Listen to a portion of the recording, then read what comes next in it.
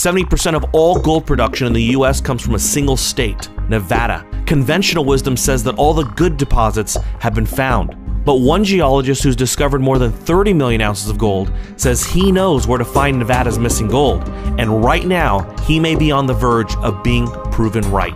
Investors and speculators can learn more at crushthestreet.com/gold. I knew this was coming. There were warnings. Hello everyone and welcome into crushthestreet.com. I am Kenneth Ameduri, and ISM Manufacturing did come out for January, and the numbers don't look that great. ISM Manufacturing, of course, is a major indicator for how strong the economy is doing. If manufacturing is doing well, it's a good sign for the economy. The economy is producing something. They have something to produce. They have something to sell. And it's more of a fundamental indicator than waiters and bartenders just serving people. There's no production going on. It's just living. There's no driver for that economy. But when you have people producing something, selling something to other countries, well, that's a fundamental driver, and we don't have that to a large extent, and that is what is substantially shrinking in this economy. And a number below 50 means that manufacturing is shrinking. This is the third month in a row that we are seeing manufacturing shrink in this Obama recovery, and things are not looking that good. Now, Obama did say that he was going to create 1 million new manufacturing jobs by the end of 2016, and he's nowhere even close to that. Actually, if you go back to the end of 2007 to now, we've actually lost about 1 million manufacturing jobs. But let's give Obama some credit where it's due, that he's created 1.4 service sector jobs, 1.4 million bartender and waitressing jobs in that amount of time. And, okay, to be honest with you, I don't actually think that the president has much control over, creating or making people lose their job. These guys, they act like they have so much power over how they're able to manipulate and control the economy, even like the presidential candidates that we're seeing talk about the jobs. But Obama wants to take credit for the good. He's got to take credit for the bad. So it's Obama's fault that we are seeing the economy suffer. Last year, the private sector economy created 2.65 million new jobs last year. Sounds like a good thing, right? But only 30,000 of those were in factories. And that's an alarmingly low figure. And in the video that we released on December 31st, 2015, the perfect storm market collapse, we talked about the Fed bluffing with their interest rate hike, them trying to raise interest rates in the face of a collapsing economy, and that they can't do it. They're damned if they do, damned if they don't. And we now have the Fed Vice President, Federal Reserve Vice Chairman Stanley Fischer saying on Monday that the U.S. Central Bank is worried about the global market sell-off, and that they are unsure of how they will proceed in the very near future regarding raising interest rates. Now, personally, here are my thoughts. They raised interest rates by 25 basis points, and the markets panic. Whether it was coincidence or a direct reaction to the interest rate hike, the markets panicked when that happens. And it's all about perception in a lot of ways, especially for the short term. Now, I think they don't touch interest rates. They probably won't even lower them. Because they want to raise them, they probably will just try to keep it where it is. I think if they do need to spur the economy, they will go back to QE. I think QE4 is more likely in 2016 than the Federal Reserve raising interest rates or even them lowering them. Now, because think about it, you have QE, and QE was quote unquote perceived as successful. It was a successful operation. If you're an outside looking in, it's easy to paint the picture that QE is what helped get us through from the 2008 crisis to where we are now. Stock prices going up, real estate going up, unemployment dropping, all these different indicators that you can say QE helped us with. Well, in our most recent experience with QE, it's been quote unquote perceived as good, and I tend to think that we will see QE4, and they're going to have to step away from the interest rate move because it's been such a volatile reaction in the markets. And I think if they hinted that they are going to raise interest rates, I think we're going to continue to see the markets sell off and people panic. And I just don't see it as something that would end very good.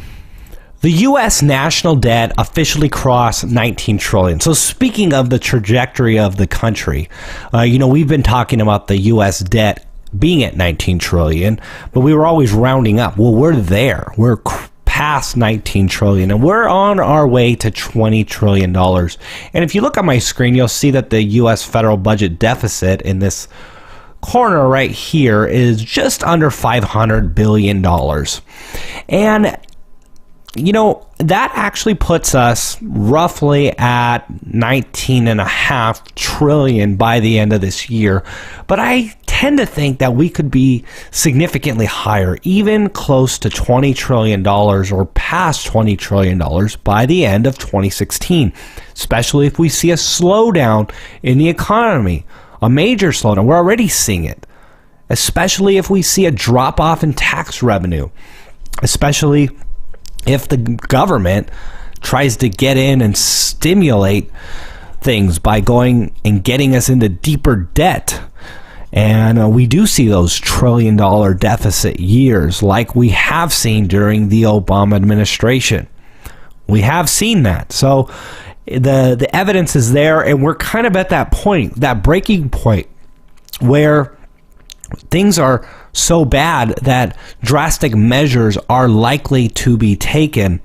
And if we see interest rates go up, which I don't think is going to happen, we're going to see a larger burden on our payments and the U.S. federal budget deficit. So just think if we get involved in a major conflict in the Middle East. I mean, we're already in a major conflict in the Middle East. But imagine if a World War III breaks out. This is actually a likely scenario. And we actually have to pay for that, or finance it at least. And that could very well put us over the $20 trillion mark in a very big hurry when you combine all of these things together. Okay, let's quickly cover Iowa. I just wanted to do a quick video here. So Cruz won, Trump was in second, and Rubio. So it was rather surprising that we had Cruz victorious in Iowa, considering all the polls were showing that Trump was significantly in the lead. Now, so a number of reasons this could be. Cruz had a 12,000 man army, volunteering and really getting out there and pushing people to vote for him. So he had a really strong grassroots campaign, groundwork that probably beat out Trump and the rest of the other candidates. There's that. There's the fact that Cruz is very Bible-based. He's like a preacher when he kind of gets up there and speaks. He brings up scriptures, and he's connecting with a large traditional conservative base, who lives in Iowa. A state like Iowa is, largely Christian, so very appealing for an audience like that. And it's possible Trump bowing out of the last debate could have hurt him. Maybe people didn't like that. Also, the media has been painting Trump as pandering to Christians. I don't know if you saw his speech at Liberty University where he was trying to quote the Bible and kind of give the evangelicals something that they can connect with. He talked about 2 Corinthians. Of course, he said 2 Corinthians. And then he talked about how much he loves the Bible. It's number one. It's his book, The Art of the Deal, is second to the Bible. And I think his attempt to connect with evangelicals was a little bit too strong, and it might have seemed a little disingenuous to a lot of people, and that might have affected him in this debate and in the Iowa race, especially with a group of a lot of Christian conservatives. So that's kind of my thoughts on that. I don't know if honestly, it's tough. I mean, when you look at the whole country, I don't think any one of these candidates can truly represent all 300 plus million people that live in the United States of America. They all have flaws, and I don't think they're going to be able to be the messiah or the savior for the $19 trillion debt issue and the years of excess spending and, what democracy has become, this mob rule. So I don't necessarily think that these guys are going to be the answer. Now, I really dislike Clinton and Sanders. I do hope Clinton does get indicted. So she is disqualified. I mean, I would hate to see her become president. Out of all of them, she would be the one I least like.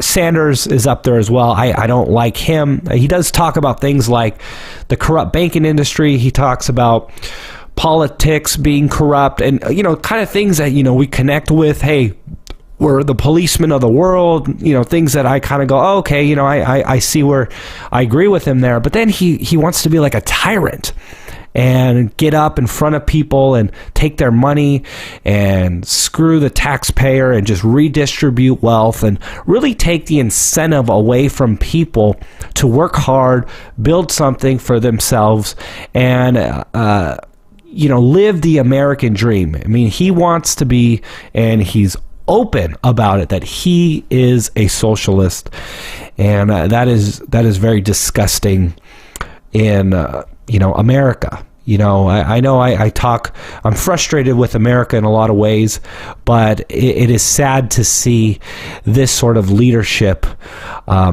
potentially as our president for 2016. So we'll have our economic crisis news at the end of the week. Everyone, look for our interviews. I've been interviewing a lot of people.